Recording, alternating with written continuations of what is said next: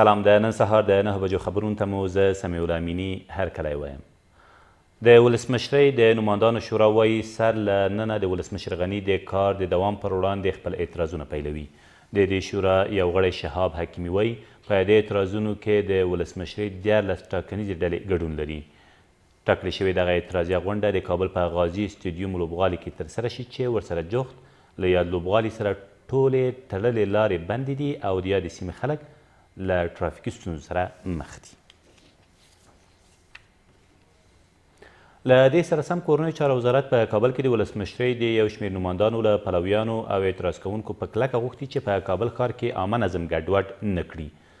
دغه بنسټ په یوې اعلامیې کې ویلي چې هیڅوک حق نه لري په دې اعتراضیه ناسته کې ناریه او جارحه وسلې له ځانه سره ولېږدوي او همداراز خبرداری ورکړی چې له سرغړونکو سره به جدي قانوني چلند وشي. له دې سره سم د اعتراض کوونکو سمبالونکي وایي دوی د هیواد د نافذه قوانینو تر چتر لاندې په سوله ییز ډول خپل اعتراض پر مخ وړي. د تخار امنیتي مسؤلین وایي د طالقانو ښار 100 متره پل تېره شپه طالبانو په بمونو سره له منځه وړی دی. د دغه ولایت د امنیه قومندانۍ ویان خلیل اسیر وایي دغه پل چې په خواجه چنګال سیمه کې یې موقعیت درلود نږدې 10 کلي له طالقانو ښار سره نښلول.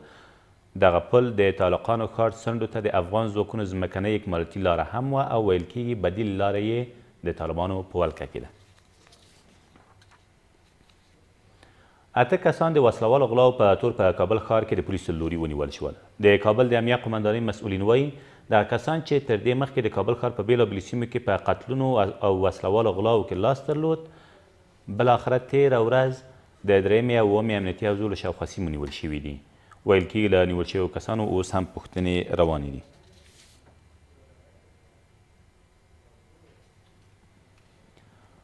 او عامې روغتیا وزارت وایي د هیواد په سویل کې د پولیو یا ګوزن یو بله مثبته پیښه تېره ورځ ثبت شوه.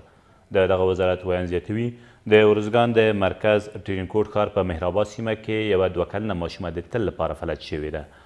د مهرآباد سیمې ماشومان له پروسږ کال راهیسې د ناامنیو او د دولت د وسلوالو مخالفینو د ممانعت له امله د پولیو له واکسینه بې برخې دي او که چیرې دغه وضعیت دوام وکړي ښایي د ګوزن وهلو ماشومانو په شمېر کې ډېروالی راشي.